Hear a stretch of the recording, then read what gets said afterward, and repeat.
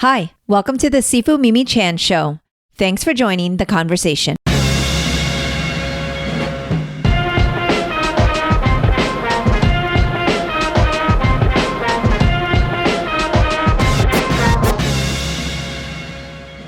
I'm thrilled to share this podcast episode with the incredible Gene Ha, creator of the beloved comic May. Known for his stunning visual storytelling and work with giants like DC and Marvel, Gene brings us a story that's both fantastical and deeply personal. As a warning, there are many spoilers ahead in this episode. Gene and I dive into the inspirations behind May, how family relationships shape the story, and how fantasy can parallel societal struggles. We also discuss the magic of sibling dynamics, the challenges of creating a deeply personal yet epic adventure, and how visual storytelling brings it all to life. If you've ever wondered what goes on in the mind of Gene Ha, you'll love this episode. Pre-order May from your local comic book store and join May and Abby on their extraordinary adventure. Plus, for those that listen to our Wonder Woman Historia podcast and follow us on that journey, listen on for our next prediction for the Wonder Woman Historia team. I've been enjoying these conversations and hope you have too. If you have, please rate my podcast on your platform of choice and share it with others. If you would like to support with a donation to help keep this podcast going and support the work I do, you can become a patron of the show by visiting my website or patreon.com/SifuMimiChan. For comments or suggestions, reach out on social media at SifuMimiChan. Now, on with the show. Hello, Gene Ha. Lovely to see you again. Hi, Mimi. It's great to be back. Oh my goodness. I feel so blessed because this is, I believe, like your fourth time on the podcast, but also we've got to hang out in person now. A few times, yeah. Yes. It's so amazing. And of course, I have to lead with eternally grateful to you for so many reasons. One, always being a podcast guest, but you are also one of the artists in our Make Us Visible Florida Asian American History activity book. And we're so gracious to include multiple pieces of artwork, not just one. And I want you to know from all the Floridians, they are so grateful because it is already being used and taught in school. Used to be as a kind of as a history book. And so we are working on getting that out there a little bit more, but so grateful to you, and your artwork is not just being enjoyed from a comic fan aspect, but also kids in elementary school are getting to kind of learn screen froze on my end. Oh, there it goes. Yeah. Beyond, of course, wanting to make a living, it's also just in art and making that my full-time job. It's also really nice knowing I can do some art that makes a difference. And if, the next time you have something like that come up, I would like to be on board. So it's really fun. I love that. Because I know you're not going to stop.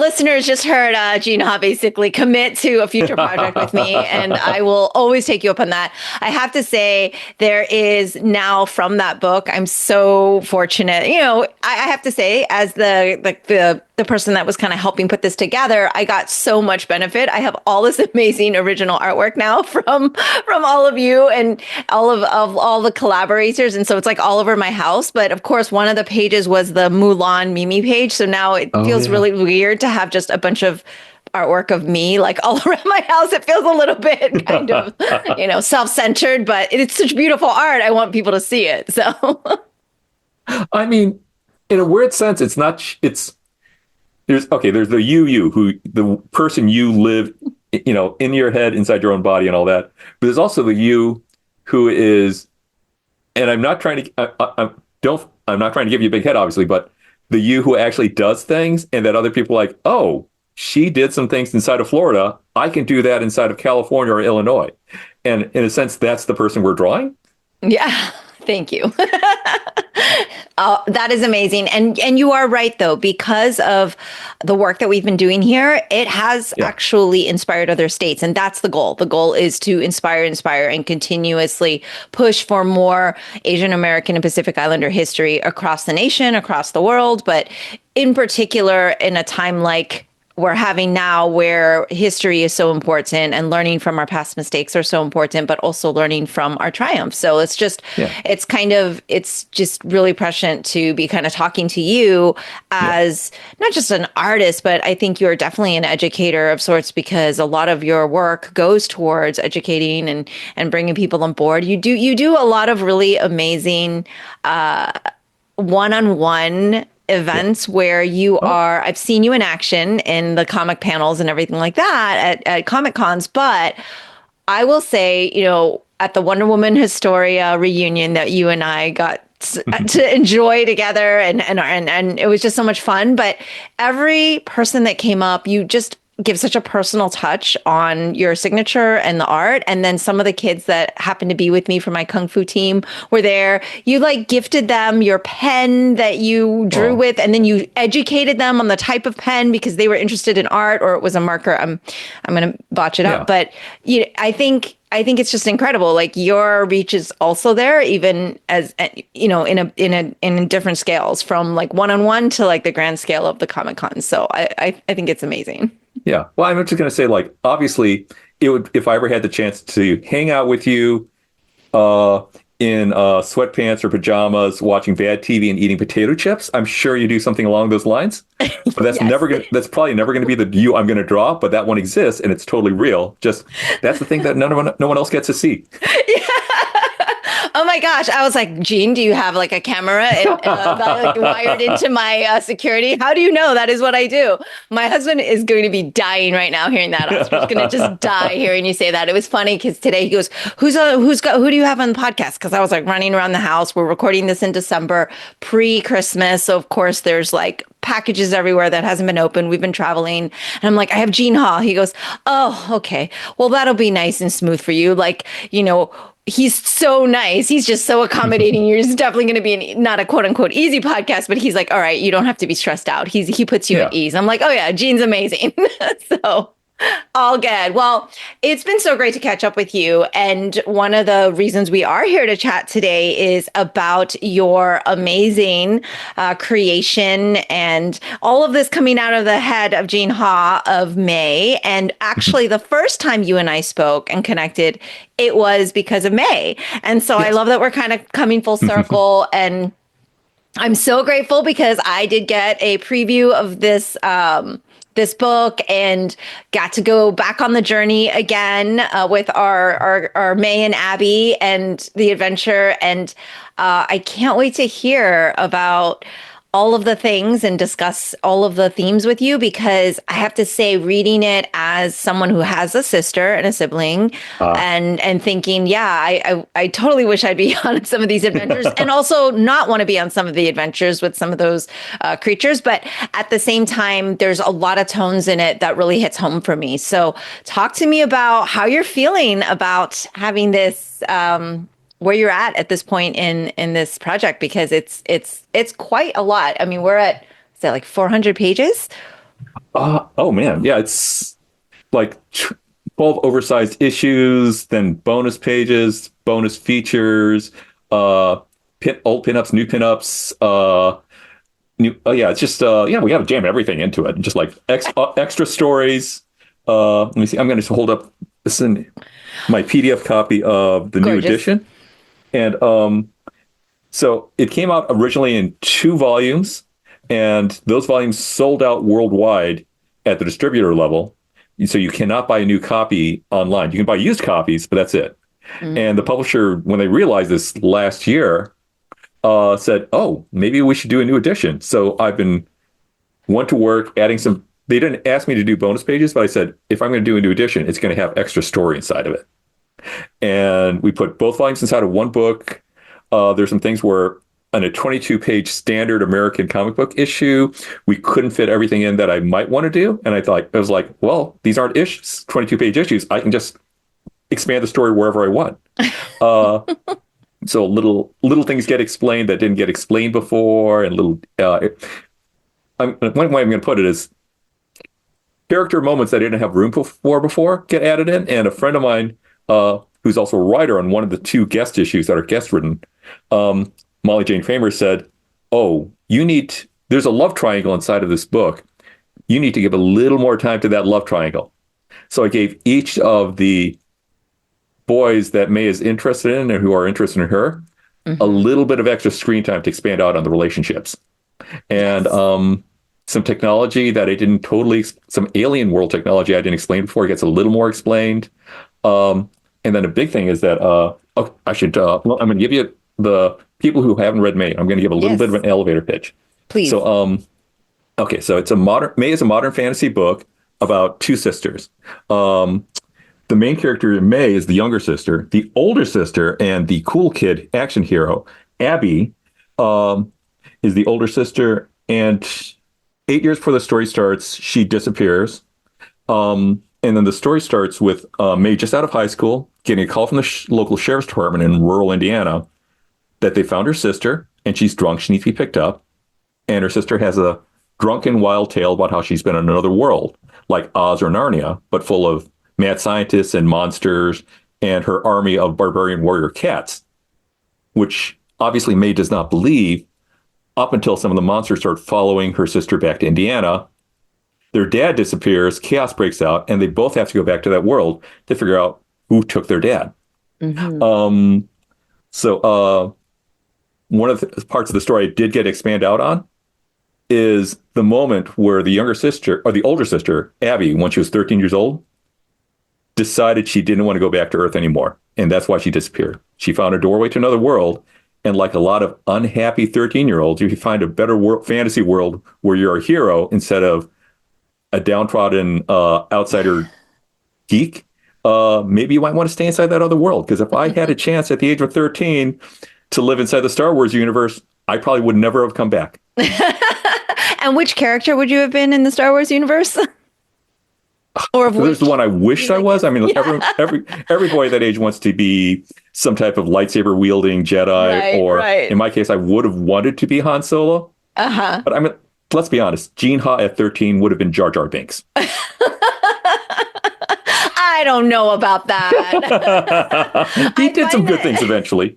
This is true. There was some redeeming qualities, I guess, but I think we'll leave that episode 1 on the off the table for discussion right now.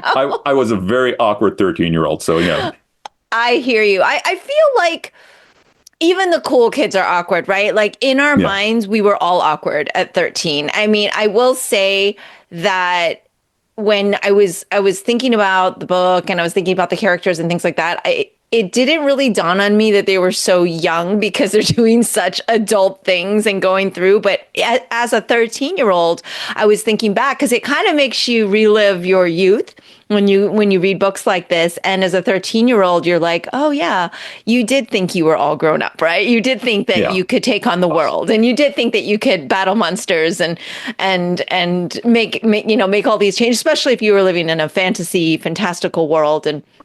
And so, yes, I agree. Because this was your brainchild, and I know we talked about this in a few years ago when we first met and you first introduced May to me. But I think for our listeners that might not go back and listen to that episode, like, was this character kind of born out of that 13-year-old self for you? That you're like, yeah, let me like explore a little further on what that would have been like. Maybe we're not in Star Wars land, but there is a lot of sci-fi in this, and there is a lot of sci-fi and fantasy combined. So is that kind of the world Gene Ha would have visited?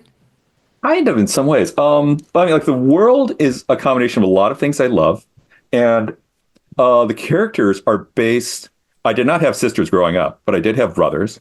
And it's a lot of it's based on my relationship with my late older brother, who was everywhere he went. He was a cool kid. Like other kids were like, just come up to me and whisper, "Man, Gene, your brother is so cool." And a little bit of it, if they were friends of mine, was kind of saying, "Why isn't he like you? Why is he cool?" But he was cool. I mean, it's not normal for a 13-year-old to be that cool. I guess so. I mean, wow.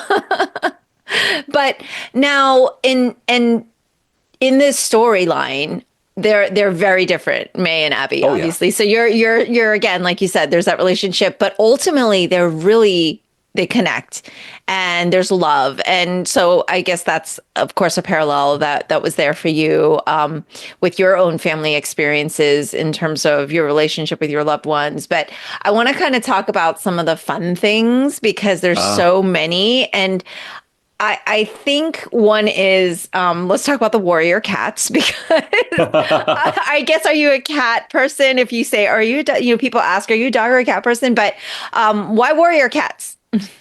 Okay, I should mention, I do love cats, but I'm more of a dog person. Okay.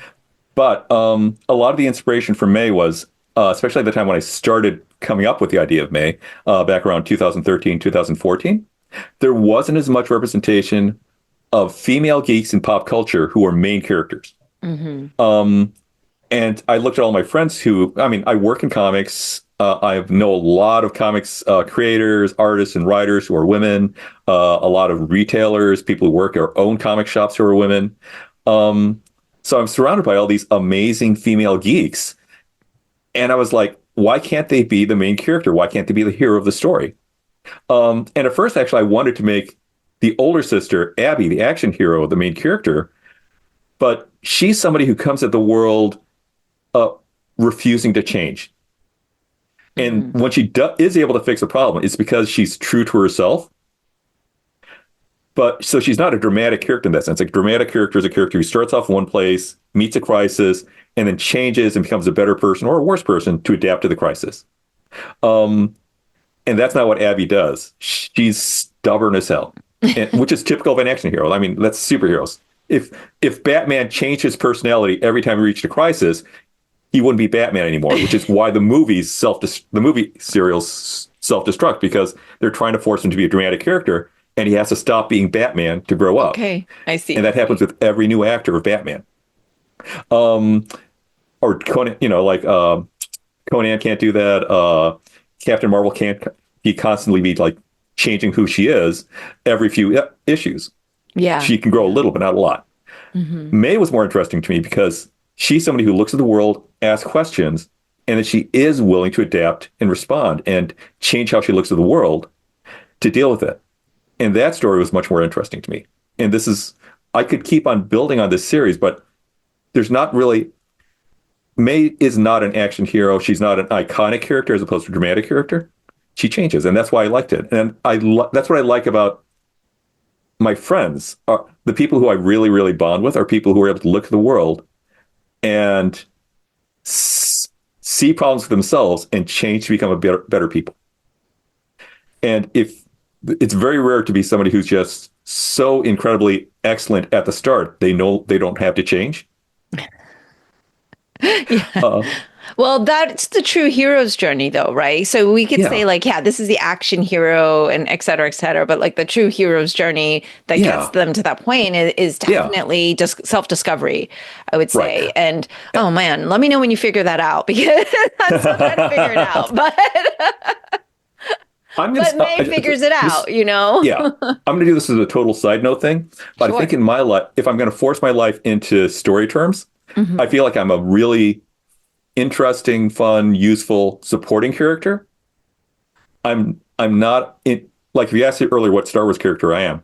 Modern day Gene Ha is not Luke Skywalker or Darth Vader or Princess Leia. Modern day or young Princess Leia.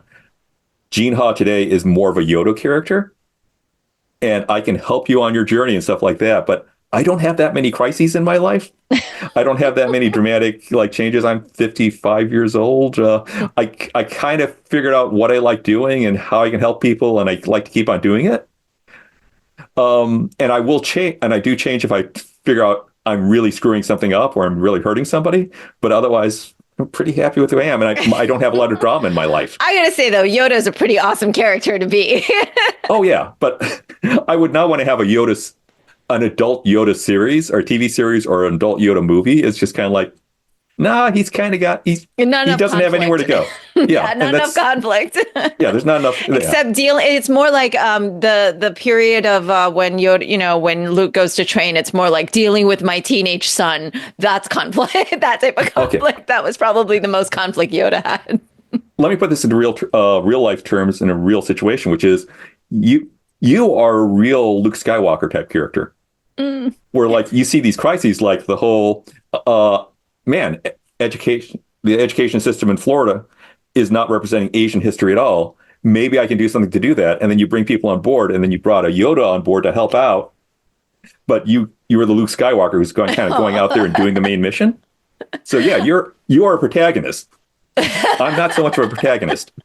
Well, I don't know if that's a good thing. The protagonist. Oh no, it's horrible. It's horrible being a protagonist. Super stressful. Yeah. Yeah, thank you for doing that. Well, I've never mentioned this if you don't know. Somebody has to do it. She talked to state legislators. She had to go out there and talk to them. They're like, you know, it'd be nice if we did this. And I'm going to figure out ways that'll actually be useful for you as a politician to actually make this happen, which is not, you may have noticed, it's not necessarily in the nature of every legislator to want to actually make good things happen. That's what maybe convinced them to do. Thank you for that. And I will say, I'm definitely taking a bit of a hiatus from doing that again, because it was one of the most difficult things I've kind of tackled in terms of my advocacy and activism, and talking to legislators was not fun at all. Especially, I'm going to just straight up say, in Florida, right, where I sat across from so many people that I disagreed with. But the fact that it could get done, there's something to be said for that, right? And that we're now at a point where we have things to build upon, and we're hopefully progressing things. And you know, kind of bringing it back to our characters in the book, there's a lot of characters that are like that, even though they're not maybe the main character. They're also, now I wouldn't say just like the Yoda where I don't have conflict, but they're like helping the heroes or the main essential characters onto that journey. Like they'll get into a battle and they're, oh my gosh, we're about to get like in the forest. And is it Petra? Is that? Oh yeah. Things Petra like Stoneheart. that where like, okay, then they come in and they get sort of, backup support, and they kind of they've got allies, right? So I think that, that's super important. And so how did you decide like who were going to be, team May and Abby, and because there's a lot of different, I want to say groupings, like I don't want to say teams, but there's a lot of different communities within the book that they come across, and of course we're going across worlds and stuff. But tell me how the formation of those characters were, and which ones that you love, or which ones that you were like, oh, this one was a lot of fun to create, and what was that process like? Okay, so I'm going to mention this. I'm assuming when you label this for broadcast or distribution Spoiler later. alerts. Yeah, it's a spoiler. So there's going to be spoilers here. Yeah. Okay, so building the world of the friends and people around May is mainly based in the real world. She knows people in Indiana and the geek community there and her friends. So that was very much basing May upon my geek friends and inevitably somewhat on myself, but also on my female geek friends who I thought, oh, these are awesome people. I actually went out and asked them questions about their lives and what they liked and what their days were like. And that expanded out to her best friend, Dahlia, who's the redheaded character on the cover. Yes. And just building a reasonably believable community of friends around her, including her boyfriend and some other things like that. And then tweaking things to kind of make it fit all together. Now, building Abby's world is a little bit different. And I'm just going to give a little bit of a spoiler here. It's not revealed immediately, and it's not actually said out loud, but it becomes very clear that she was a lesbian girl growing up in rural Indiana in a school where lesbians are not accepted. Mm-hmm. And then she finds a fantasy world where that's not as much of a problem, and also where being somebody who punches first and asks questions later turned out to be a useful skill for the problems at hand at the time she showed up. And she's really good at punching things. Yes, I've noticed that. Yeah. So suddenly she finds a world where she's useful and accepted, and she begins finding love. Petra Stoneheart becomes the person who recognizes she's an awesome person, and they do eventually fall in love. And I'm going to mention, and then building on from there is just like, what kind of adventures? It's essentially is building a world where Abby would feel useful. Mm-hmm. And so I made this whole list of like past adventures of her, and you'll hear it mentioned there, where all these monsters she's fought and mad scientists and events and stuff like that. Mad scientists she took on, and it's not covered now because that was my original idea for the story of a punchy girl goes to another world and punches bad people. And it was just kind of like, that didn't keep my interest long enough when I realized, I could tell a story about May who goes into this world and then sees how if you keep on trying to punch things until all the problems go away, you're eventually going to get to problems that can't be punched away. And you're going to have to look at what's really going on and what the real problems are.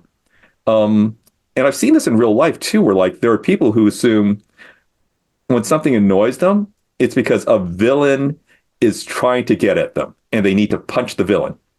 And I mean, that's kind of literally like the whole philosophy of like, that's the whole reason why Kung Fu has philosophy behind it. Yeah. So you don't punch the wrong people all the time. Exactly. And you definitely don't punch first. Yeah. Right. And so, yeah, I love that. Right. As a martial artist, I definitely relate to Abby in terms of her, like, go-getter, very, very, very spirited and everything. But from a martial arts aspect, you're right. There's just so much more behind like the thought process of like the physicality is not the main purpose of being a martial artist, right? It's learning the respect and kindness and fellowship and then mastering yourself. And that definitely doesn't come with just punching first and asking questions later. And of course we are talking about like young teenage girls. So like they're not going to ask, they're going to be impulsive in a sense. But I did want to kind of backtrack a bit because I thought it was really important that one, I love how you made these instead of like, it's like you and your brother on the page, like you made it specifically like female heroines because of, like you said, the lack of geek girl representation at the time. And I think it has improved a bit, but we always have more to go and have some balancing. And also LGBTQ representation, right? In a really fun way that's not drawing attention like, oh, hey, we're throwing this in your face. Like, look at this. It's just part of the story. It's just part of the love story. And like, I think that's why in The Forest, I was so, I took to that right away with Petra and like that dynamic. And it was just kind of like very, very seamless in the storytelling versus kind of performative, which is always a relief too, because it's unfortunate that in storytelling, it has to be one or the other sometimes, and you feel kind of that dissonance. But did you already know in advance with all these characters, like here are themes that are important to me because of you're very clearly aware of the lack of representation in the comic book genre and like how as a medium, rather not genre, like as a medium, like it's not necessarily always present. Like how did you kind of determine what you were going to tackle? Because there's a lot in there too. Like there's class systems, there's also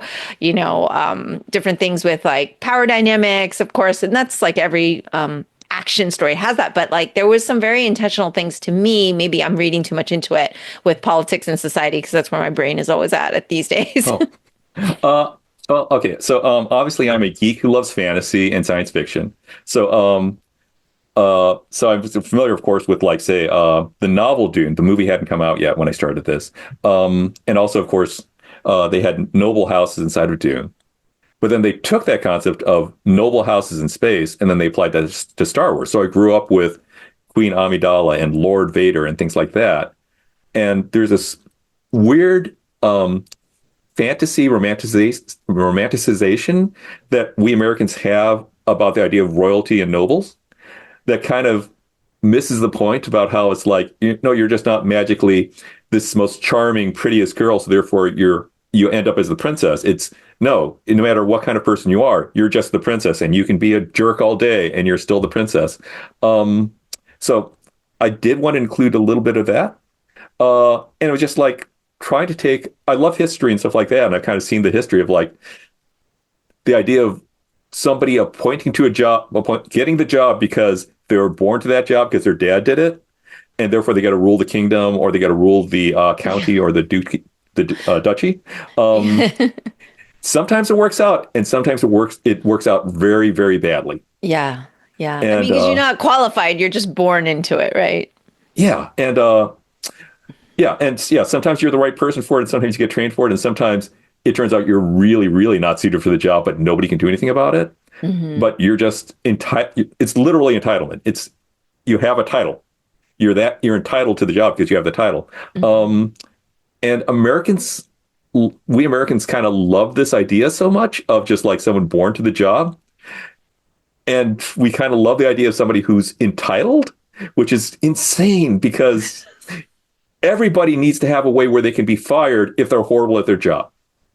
And sometimes we just don't have it. Yeah. This is so true. And you're right. It's very romanticized. And I admit, like, I'm always like, oh, The Crown. And, there's this lure to that world. And I'm like, wow, this is so classist. It's like pretty bad that we're constantly reinforcing the fact that it can be beautiful because in movies and stuff, everyone's really beautiful too, right? Which definitely wasn't always the case, but and not such a superficial thing, but you're right. It's like you should be fired. And do you think it has, because you're kind of a history buff and probably more knowledgeable about me in this, but like I always look at like the trends, right? Like, okay, in this era, this was very, problematic. And I always try to be hopeful that we're progressing, that, like women representation is improved or equal rights. And are we going in the right direction? So in terms of entitlement, I find that a really,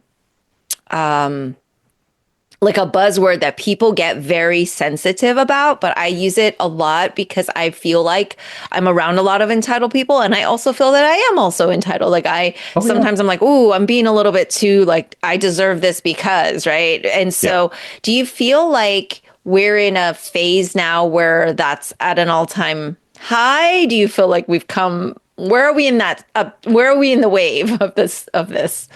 I feel like, okay, so I'm basing this a lot on pop culture, but like in the 1930s, after we hit the Depression, there was a huge fascination in movies with millionaires and the children of millionaires, who at that time was equivalent of pretty much billionaires, falling in love and their dramatic, travails and stuff like that, and Philadelphia Story and stuff like that. It was always about heiresses and stuff like that. All these romantic stories about heiresses, which essentially was the American princess story. And we're really, really getting back into that again. Like, I'm an old man complaining about this, so keep that in mind. But I have never understood the Kardashians. But me neither. The whole point is that they're princesses and they're living this charmed royal life because they're the children of the right rich guy. I will say, is it the oldest one? Kim Kardashian is very good at being a Kardashian. I don't know if it's a job anyone needs. But it's really impressive how she does it because it is. I saw her on what is it? A Conversation with Dave Letterman. I don't know what it's called. It's next with anyway. And it was like he was floored by it because he made fun of her before, and he was like, "Wow, but you're really good at it. You're making a lot of money. You're a businesswoman. You're right that she's good at it." But I'm like, but would she have that platform if she wasn't a Kardashian? And like her younger sisters especially, but also her.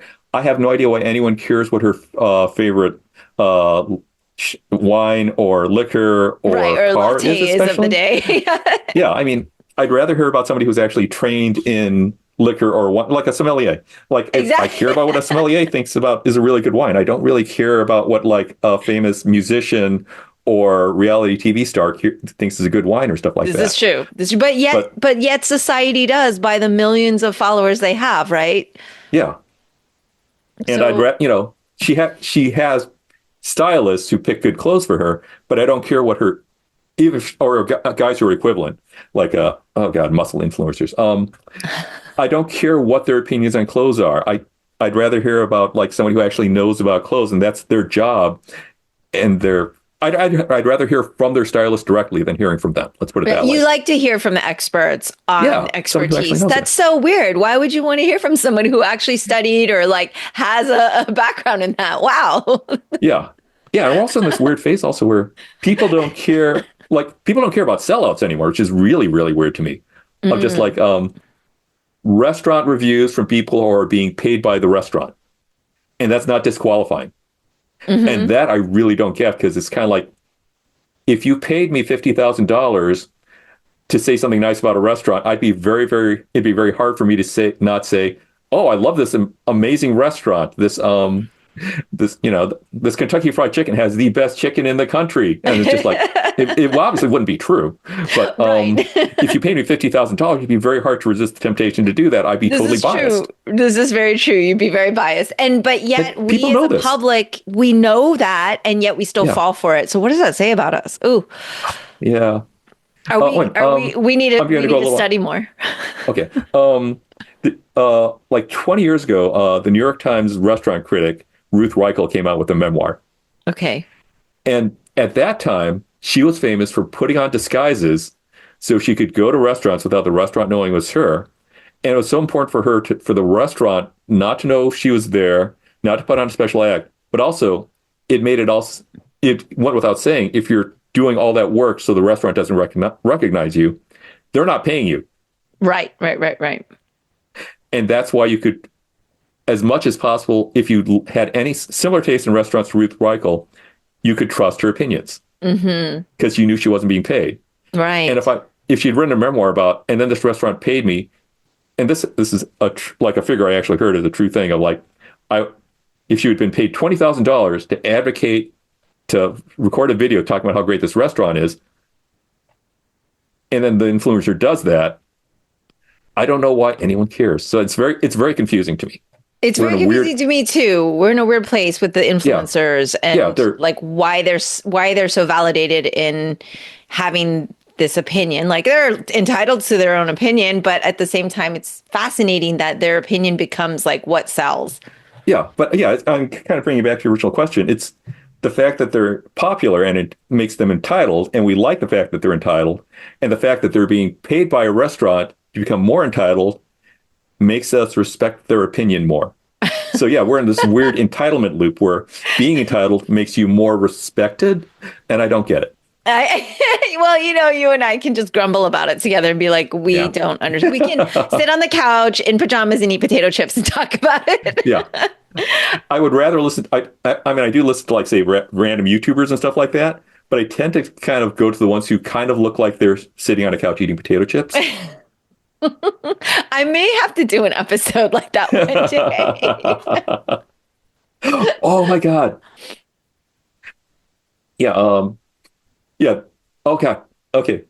Sifu Mimi-chan special episode, comic convention, hotel suite. We're going to sit around with a bunch of people, eat potato chips, and watch bad movies or something. Yeah. We can just like have commentary. I think we could make this happen. I mean, after all, last time you and I spoke, and you told me you hadn't met Kelly Sue DeConnick in person, I said, "Oh, really? Let's have a reunion." And then all this magic happened, in Portland a couple years ago. And so now we have to concoct another plan, obviously, because I'm all about these reunions. Oh God. Okay, yeah. Okay, we're going to set on record here. It's possible. We're going to see if this happens. My interpretation of it is that hopefully sometime in 2025, we're going to have the Wonder Woman Historia slumber party episode. We're going to dress in schlubby pajamas or sweatpants or stuff like that, eat junk food, and talk about stuff on camera. So Wonder Woman History Reunion Slumber Party. Let's hope that happens because we're putting out that energy in the universe. In terms of when you get to create your own world, how cool is that? It makes me feel like, okay, this is something I should be doing. You always get to pick the names of things. And I think I'm noticing that as you go, like the name of the monster is this, and the languages are different and things like that. But I feel like when I was looking in the book, the one time it really jumped out at me was like, where does he come up with these words? Where does he come up with these names? Was when you're like, let me show you the history of how do you say it? Simmerton?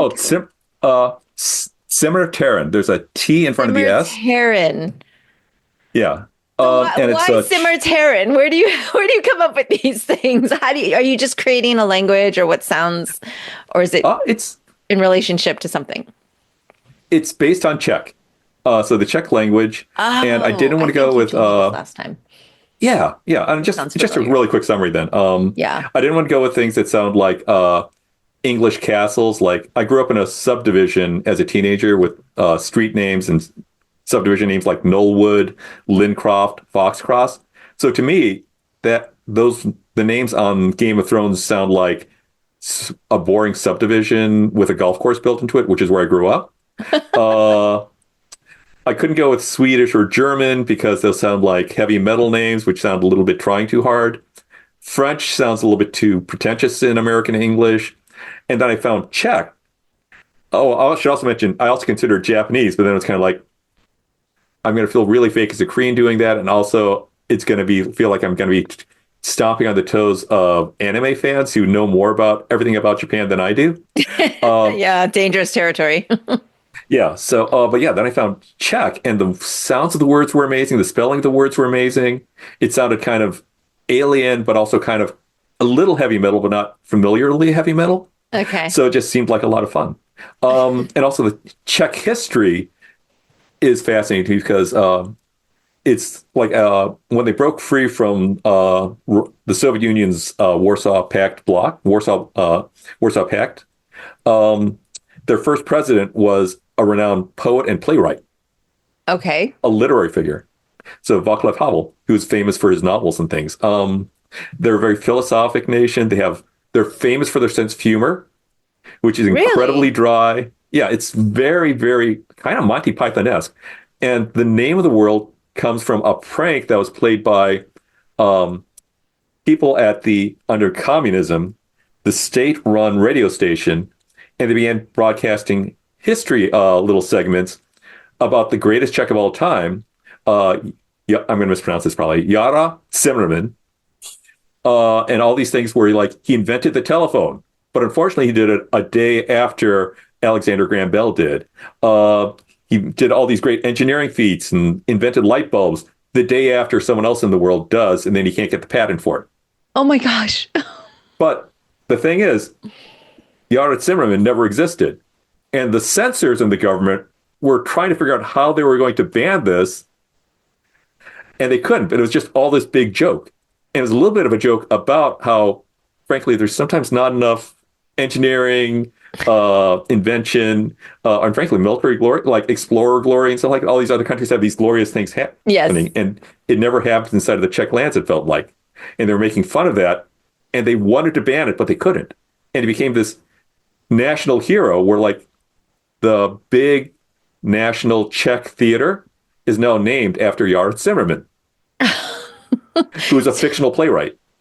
So, I love this. There's a lot of layers here. One is in deciding on this language and creating this world, you're like, let me look into languages. And then that takes you down the rabbit hole of searching the history of things. And then you're now have all this information about the Czech historic background and how deep does this go? Like, does this take you off track when you're working on a project? And do you just go, oh, wait, that's right, I'm supposed to be writing this book, but then how deep does the rabbit hole go? Because it's so fascinating to me that you know all of this now because of this project, but it does go hand in hand, right? Yeah. Like, it's so fascinating. I had to work with to get this as right as I could. I worked with a Slavic studies professor at the University of Chicago through email. I still haven't met her, but yeah, I've sent her thank you books and stuff like that. I'm sorry, I'm bad with names. It's in the book. There's a thank you to in every edition of the book. There's a thank you to her. Mm-hmm. But yeah, and she helped me with that. Oh, and also I should mention the reason why the world is called Zimmerterren is because that essentially means Yara Zimmerman's world. Oh my gosh, of course. And he's the person, the real Czech, who discovered the doorway to another world. But he couldn't talk about it with the government because at the time he lived, they were part of the Austro-Hungarian Empire. Or the time he lived, quotation quote marks. unquote lived, right? Yeah, and if the imperial government found out about it, they would take the world away from the Czechs. They wouldn't be able to explore it anymore. Wow. And then I tied that in with American history, where there are Czech Americans. Some of them found out about it and began helping out the Czechs in exploring this world. And then African Americans found out about it. And just like with the Czechs, they knew if the national government of the United States found out about it, it would not be a safe place for African Americans to explore anymore. So they kept it secret too. Wow. And then around 1914 or 1911, all the doorways between the worlds closed. and communication between two worlds stopped, which is why we have very different technology and very different cultures on the two worlds. When the older sister, Abby, finds a doorway that's still open. Right. And I love that in the book you also have, we brought over, was it chocolate, or there was something that was like, Yeah. There was like, we brought this. How chocolate and did you black get pepper. this? Or something like that. It was like, we got the goods. What are they called? You know, like when Trade goods. Yeah, trade goods, but also it's like contraband, right? Like it's like, we got this contraband, and it's just really funny. And I love being. I would love to be on the like list of like, okay, let me pick all the cool things that we get to bring into the world. But yeah, during this Cimmerian history lesson, that's where I was really seeing a lot of the kind of the themes of politics and like kind of this society and social issues that. When I think of history, I go, this is from before. This is historical. This is, wait, no, most of these problems still exist in some manner. And it's always a little depressing to me because I feel like on one hand, I really want us as a human species to have evolved in a way that is harmonious. And I want this like utopia. This is why I like, fantasy, right? But then at the same time, it kind of depresses me because it feels like we're going backwards a lot of the time, especially now during, post this election and just all the things that for me here in Florida, we're always combating. It just, there's so many things that we take steps backwards from, but I do enjoy seeing it in comic books because it's a little lighter, a little bit lighter, but at the same time, it does still really hit home. Yeah, there's a thing that a lot of science fiction authors have said, which is you can explore topics in science fiction that are just way too touchy to discuss as real current day events and current problems, because it gives you a little bit of distance if you see, returning to Star Wars, an evil empire that's supposed to have been like 10,000 years in the past instead of in the present day. Or in Dune, 10,000 years in the future instead of the present day. And no, you can't take too much offense, but you can also you can totally nail the problems we're dealing with today, because every story they've written is really written about its present day, even if it's supposed to be about the past or present. Interesting. And I'm sure that's the case for this story for you as well. Oh, yeah. Yeah. Oh, yeah. You're like, yes, 100%. Again, I forgot any names because I also worked for the new edition. I expanded a little more on the history of African-American explorers inside of Cimmerian. Yes. And I worked with, I forgot her name because I'm bad with names, a historian who specializes in 19th century African-American history, who was able to make all these amazing suggestions to me of who the people are who explored the world. And I wanted to use real figures as much as possible. Oh, okay. For example, God. Okay, I'm gonna think. There's a new section where, in one of the early adventures, when May helps save a town, and that's a whole story in itself with her sister. There's a new section where she goes to a bookstore inside that town. Yes, and this the is bookstore the history of Cimmerian, right? That says I have and drew Cimmerian. It's hard for me to say too. I'm messing it up. If you say Cimmerian,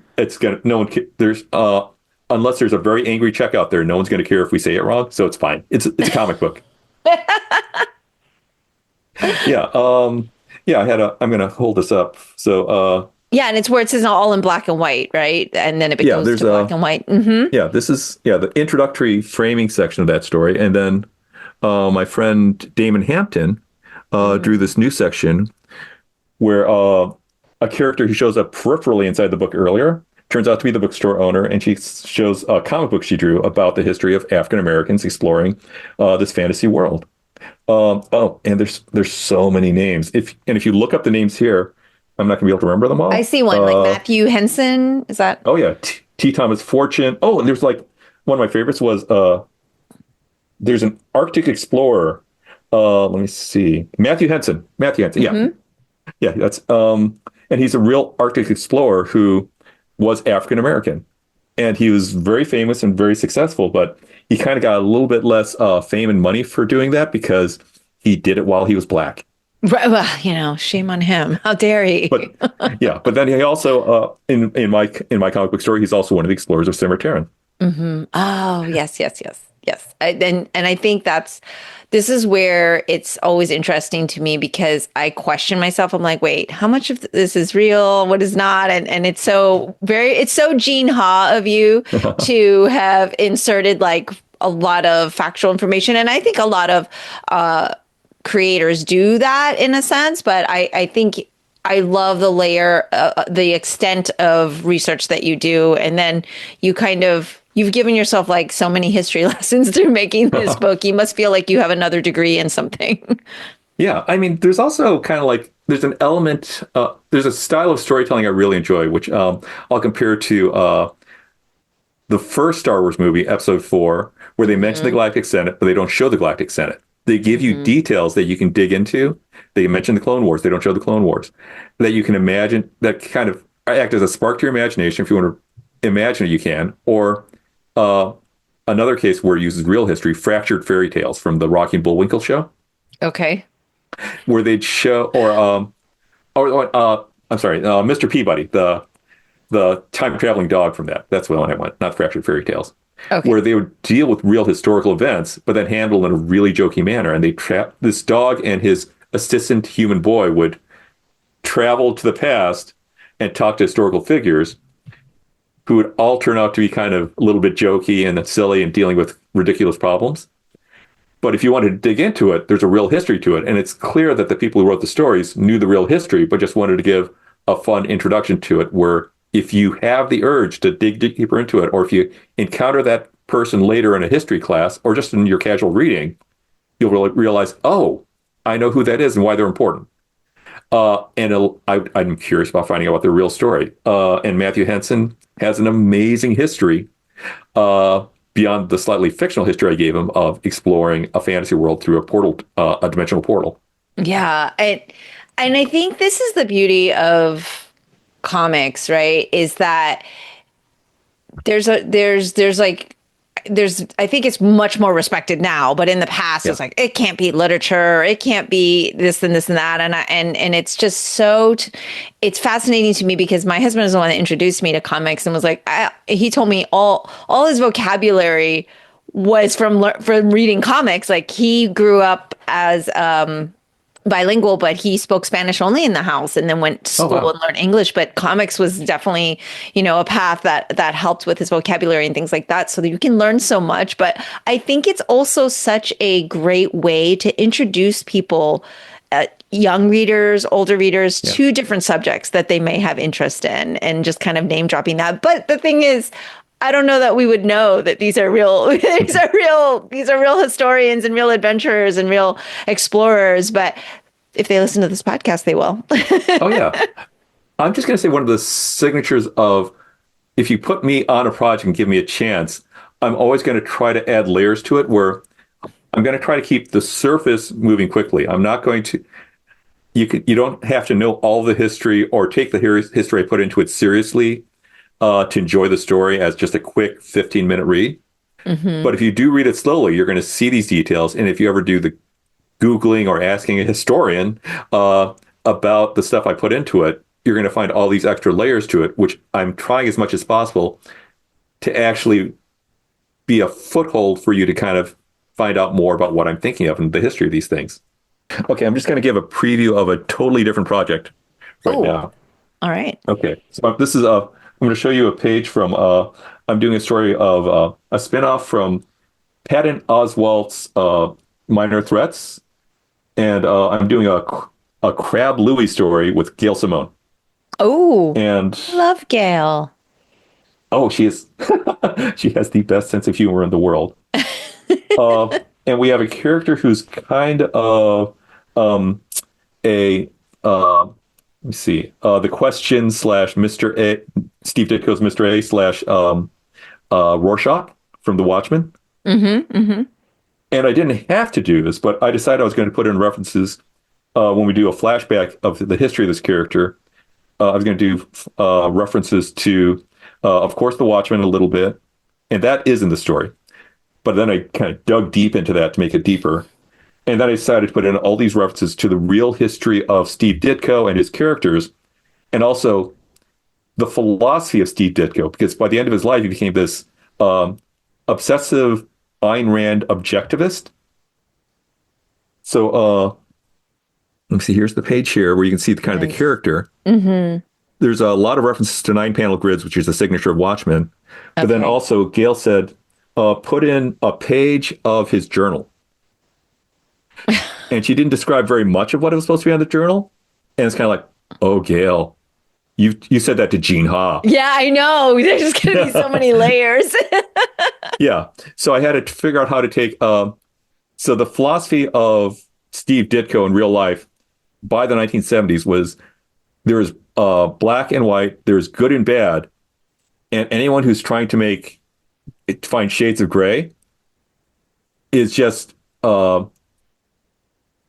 compromising themselves and compromising what's actually good and making everything bad. Compromise just makes things bad.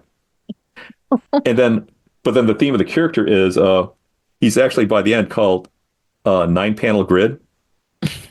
And he's obsessed with the number 9. So how do you take a person who's obsessed with the number 2 and turn it into somebody who's obsessed with the number 9? And I had to figure out that philosophy. Oh my gosh. So what I eventually came up with, and it took a few weeks of thinking, was if you see here in the middle, Wow. there's good and there's evil, and then this is all Steve Ditko stuff. And a version of one of this good evil dichotomies is there's faith and religion, which is bad, which is lies, and there's rationality and truth. And then I took that and turned it into a Dungeons and Dragons alignment chart, like lawful good, chaotic evil. Wow. But it's based on good versus evil and truth versus faith. Wow. And then, but That's very Gene Ha of you. But because of his philosophy, the only part that's actually good is this top corner, where it's good plus good. Everything else is evil. Only I see the truth. Only I am willing to act. I am point. Yeah. Yeah. So, I mean, and that I think is actually a pretty accurate representation of how Steve Ditko saw the world. Oh, okay. Wow. And a little more of like how I dig into things. Yes. I also tracked down his art assistant from the 1990s. And I interviewed her by email. I asked her some questions by email and she helped out. Wow. And she actually said he was a great boss. He was very considerate, described what kind of hamburgers he likes, how he was like, yeah, he had a good view of the Macy's Day Parade, the Macy's parade going down the streets. They let her sit in the office and do that. Just a great boss altogether. And I know she also used to work, that assistant is known by her stage name, musician April March. Okay. She's also famous for she did the song Chick Habit, which got featured inside of a Quentin Tarantino movie. Wow. And also she worked for John Kricfalusi of Ren and Stimpy, who was a famously bad boss. Oh, okay. And so her saying that Steve Ditko is a good boss had a lot of impact there. It's like, no, seriously, I have no complaints about him. He's a great boss. So I did soften my portrayal of the Steve Ditko character a little bit to represent he's actually a good person deep down. He just has a philosophy that could be used to make you into a real asshole, but he's not. Not that I didn't have respect for you before as a creator, but wow, you really are also a detective. I would say you're a detective on top of it. I want all the details I put into a comic book to work together and to not destroy. I don't want my arguments to destroy each other. I want it to all make sense if you dig deeper, but I don't want to obligate you to dig deeper. And I feel like that's the problem with things like some of the later, like the Star Wars prequels. They just dig into the boring stuff and try to explain it to you when they don't need to be explained. Yes. Yes, I agree. Yeah. Or the later Matrix movies and stuff like that, where they people have probably heard me rant about this before. You've seen my other interviews. I might have done this in the previous one, but having a 5-minute discussion about the personal philosophies of air conditioning units is not necessary for the story. Yeah, I don't even know that I paid attention to that. I blocked that out from my memory. I've erased that whole thing. which just Yeah, was so sad because you enjoyed the first one so much. And then it's like, it kind of puts a damper on the originals. But I think this is like in the mind of Gene Ha episode for sure. Yeah, I'm really getting in the mind here. you have to trust the reader a little bit. 100%. Our friend Greg Rucka is always like, please stop making us feel like we're stupid by constantly explaining everything. You have to trust the viewer. You have to trust the reader, and give us a sense of the fact that we're intelligent. Yeah, I mean, art is a tool you give to the reader or the viewer that they're going to use for their own ends. And yeah, some people are going to use for the wrong ends. Some people are going to see the villains and say, "Oh God, yeah, I totally want to be the Joker." And there's nothing you can do that about as a creator. Alan Moore wanted Rorschach to be a character of mockery, and a lot of people just thought he is the coolest character in the world. I am Rorschach. And you can't fight that. You just have to give the tools to them and let them do what they will with it. But the people who do understand what you're saying will understand what you're saying. And trying to explain it more is not going to help. No, agree. Or it'll ruin the artwork. It definitely ruins the experience. And so, okay, we're going to be wrapping up with a couple more questions here. So, on that note of who the viewer is, who the audience is, I mean, who do you hope kind of embraces the story of May and Abby? Who is this really written for in terms of like, the people that you want to reach? I mean, honestly, like one of the things that gives me a lot of joy is the fact that I've seen people hand copies of the graphic novel to just like 6 and 7-year-olds, and they really enjoy it because things happen on the page. It's colorful. It looks fun. They're enjoying the story as they read it. Things that look like dinosaurs. Yeah, they're reading it at a surface level, which is how it's like Looney Tune cartoons. They can be kind of deep, but if you just enjoy it for the fact that there's Daffy Duck is bouncing around and the bill flies off his face and he has to grab it and put it back on his face, that's fine. Mm-hmm. I want it to be fun at that level, but also if you keep on digging, I want it to be deeper. So yeah, I want it to be fun for little kids. I want it to be fun for people who are fascinated by European history or American history or gone through or anyone who has been the awkward, odd person out and just realizing that experience bonds you with almost everyone else, pretty much everyone else alive who's willing to remember how awful, both wonderful and awful childhood can be. I'm just going to describe a little bit of the first page of the scene where we just show why Abby stayed in the other world and stopped coming back to Earth when she was 13 years old. And it's a 4-page news section, but just the first page. She gets a call from a schoolmate, and it's a girl. Mm-hmm. And the girl asks her out on a date to a movie. And there's a shocked pause by Abby. And then she says, yes, with a question mark. And then she hears a whole crowd of other kids laughing on the other side of the telephone, saying, oh, I knew she was gay. And they give her the nickname Grabby Abby, which really, really messes with her head. Mm-hmm, mm-hmm. And this is based on an experience of mine, but this is the whole thing of like being entitled and privileged and stuff like that. Yeah. So when I was in 4th grade, a girl I was not interested in called me up on the phone. I'd never been on a date, and she asked me out on a date. And it's like, oh, well, I guess it'd be interesting going on a date for the first time. So I said, okay. He said, okay, yeah, I'll see you later. And she didn't set up a time or anything and just hung up. Mm-hmm. And it's like, that was weird. And the next day at school, there's a bunch of us sitting in the classroom. She was a classmate of mine. And she said, hey, I asked Gene out on a date. And he said, yes. Ha ha. And she was like, and the kids began laughing because it was like, oh, Gene's going to be embarrassed. And it's kind of like, no, I just said, yeah, so sure. And the fact that I wasn't embarrassed meant it wasn't a problem. But I was a heterosexual kid asked out on a heterosexual date, and I didn't care about it, asked by a girl I was not interested in. And the things that make it so traumatic for Abby is because she's in a school where it's not cool being gay. She is gay, and she gets outed as gay and laughed at, and she actually is really sensitive about everything that happened. And it was just like me thinking, that experience that wasn't so bad for me, that could be really bad in the right circumstances. And to get that scene right, I talked to a friend of mine who's a lesbian and asked her about her childhood. She's younger than me, so she's around the same age as like Abby should be, grew up around the same time. Mm. and we just kind of crafted it together so that it would be as painful as possible.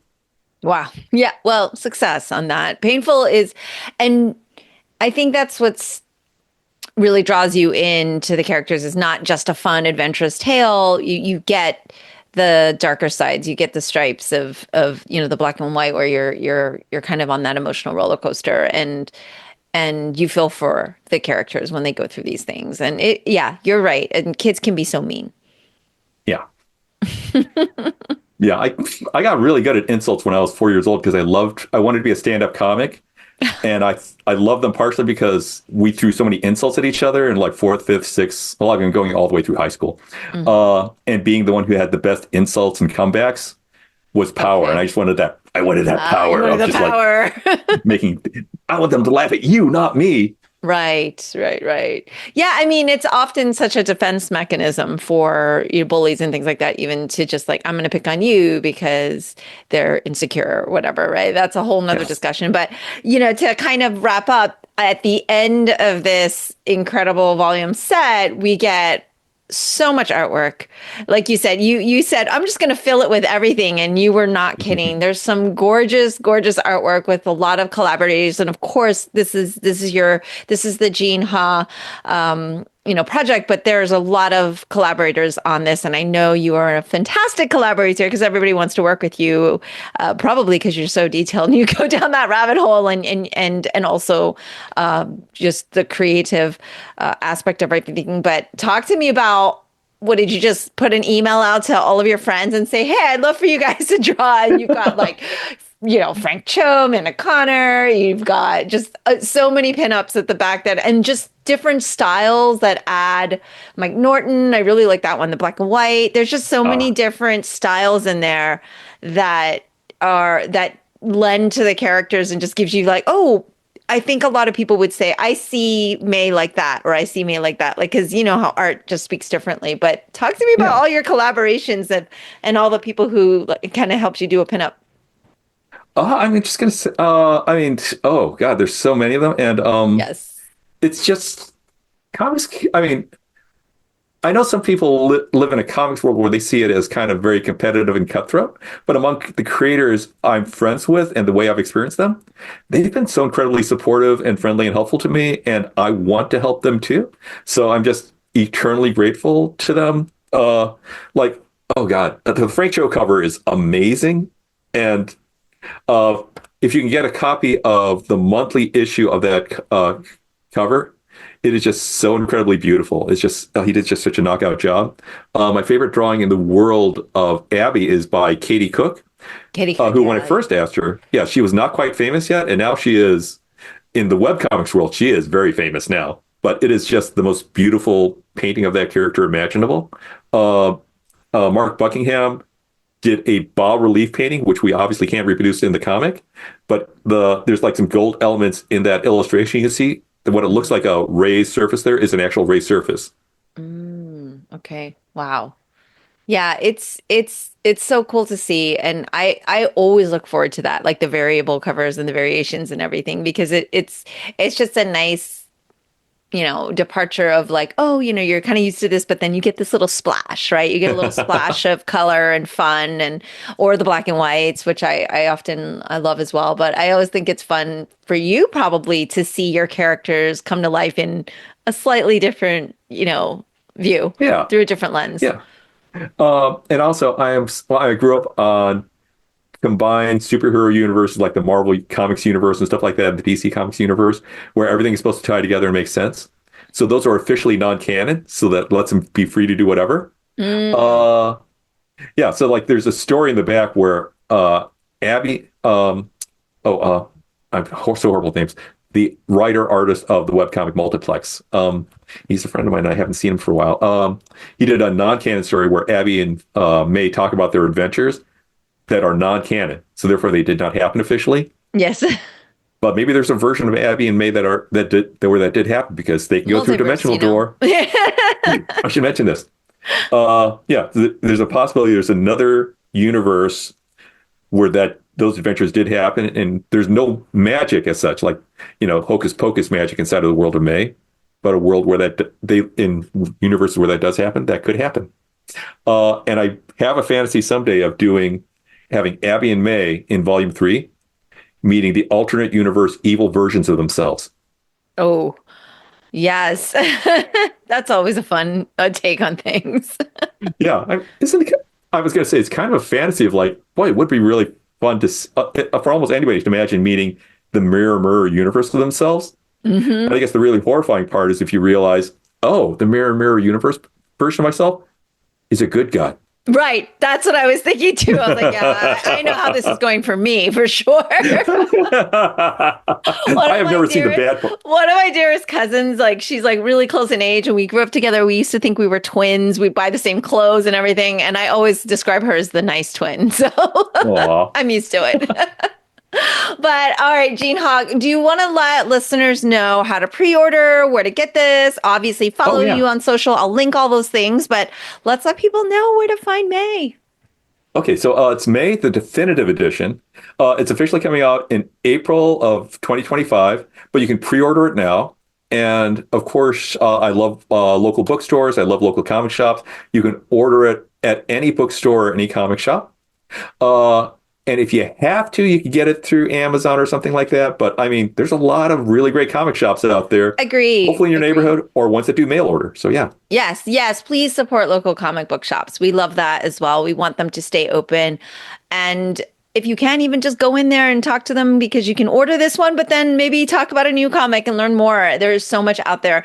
Gene, it is always a pleasure to talk to you and keep up with you. Happy holidays to you. And just... I hope you're having a good time staying warm over there.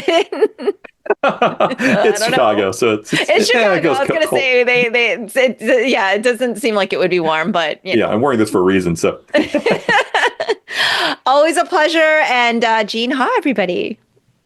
Yeah, and everyone, looking forward to the Wonder Woman Historia Slumber Party, hopefully in 2025. Sounds good. That's all for today's episode. Thanks for listening to The Sifu Mimi Chan Show. Please subscribe and rate my podcast on your platform of choice and leave a review. You can become a patron of the show at patreon.com/SifuMimiChan to help keep this podcast going. Follow me and interact on social media at Sifu Mimi Chan on Instagram or Facebook.